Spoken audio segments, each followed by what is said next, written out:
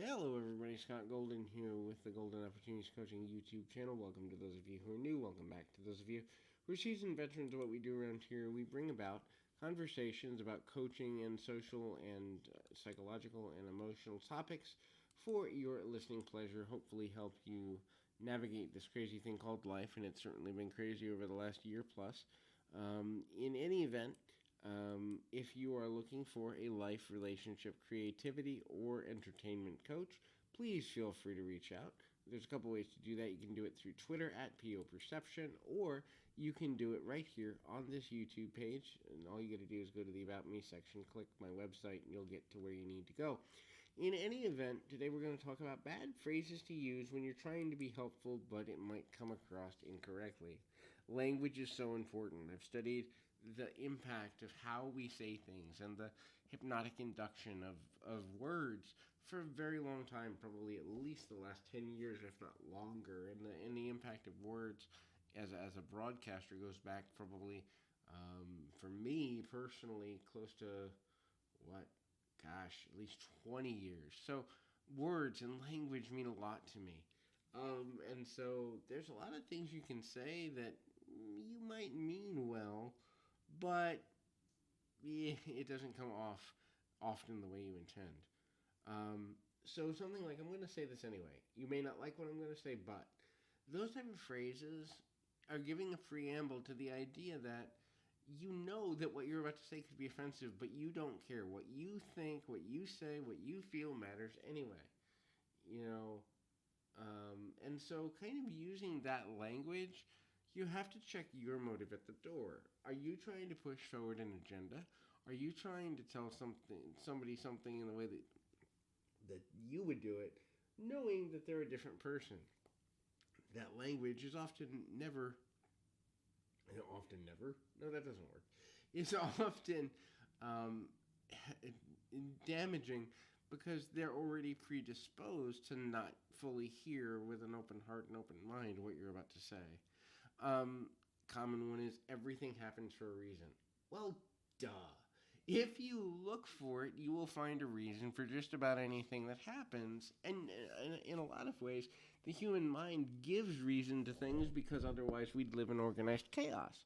But that doesn't necessarily mean that the reason that we come up with in that moment or the moments that follow a difficult experience is going to make us feel any better. So, although that thought is try to find the reason, it's better to ask the question of what could this mean, because then you're allowing somebody to make decisions on their own without giving a platitude of everything happens for a reason. Um, Ultimately, that is a negative. So the next one is this will make you stronger. Great. If I want to be stronger, but what if I don't feel like being stronger right now? What if I um, feel like being weak? What if I don't feel like any more challenges right now? What if I don't want to go through another tragedy or trauma right now? What if I feel like I've been tapped out? So, this will make you stronger, or that which doesn't kill you makes you stronger, which is probably a popular quote we've all heard. Really, the sentiment is good, which means I believe in you getting through this, but it's better to say that than it is, um, to, oh, this will just make you stronger. Well, great, but that may not be what I want. Um, the next is, I wish I could help, I'd like to help, and then the word but, however, if only. In other words, help with a qualifier. Either you're going to help a person or you're not. So the intimation that you're going to help but, or you would help but, and giving the qualifier is the same as saying, I'm not going to help. So rather than give excuses for your unwillingness or inability to be of assistance, just skip that part of the conversation entirely. Number one, the person's only going to benefit from it if you are actually going to do something for their benefit. And number two, hearing I want to help but does absolutely nothing to help them feel better or get to a better place in their own life, so it's kind of a waste of time for both of you. Again, one of those duh moments. Time heals all things. Duh. As I get away from this bad thing that's happened to me, I'm going to feel differently. Well, who would have guessed who won the pony? At the same time, it's better to say, you know what? There'll be a day where you'll look back on this, but right now I know you're in pain. In other words, don't trivialize the fact that someone has to hurry up and heal. And that is so traumatic because a lot of people go into the I should be over this by now, but I'm not. And I've seen people who have actually stunted their own emotional growth because they've battled against the negativity of having to already be over something that they never learned how to get past or over, and that actually holds them in a hold pattern of negativity for an extended period of time. So, another dull moment, but this isn't the worst thing that could happen. Well, gee, as if I want to think about something worse than what I'm going through that makes me feel like, well, I'm ungrateful, or there's something wrong with me, or I shouldn't feel badly about this thing. Instead, you could say something like, I know it's hard, but let's think of something that's going right now. In other words, redirection in that case is a lot better than trying to say this isn't the worst thing that could happen.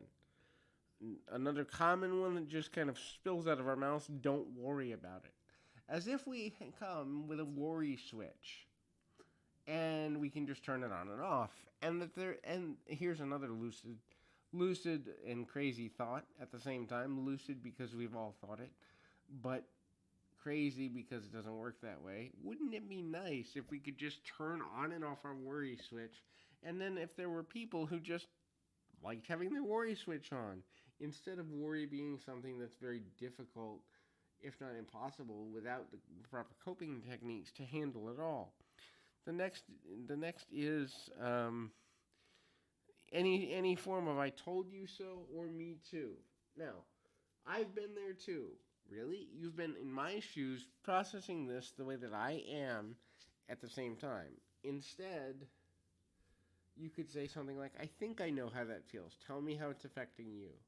In other words, I think you're showing commonality, but tell me you're giving them audience to have a more open conversation. Tell me, therefore, you're willing to listen, which is really what they're coming to you for anyway. The next is I told you so. When has I told you so ever been helpful in the history of humanity? While it may be factually accurate, it doesn't necessarily mean that it's going to help for someone to know that. The last one is, you're strong enough to get through this. Okay, that may be true, but it doesn't mean I feel that way right now.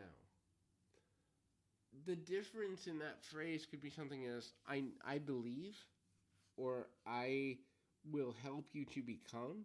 These are proclamations of positivity without kind of just dismissing how a person's feeling in the moment. So hopefully this is helpful.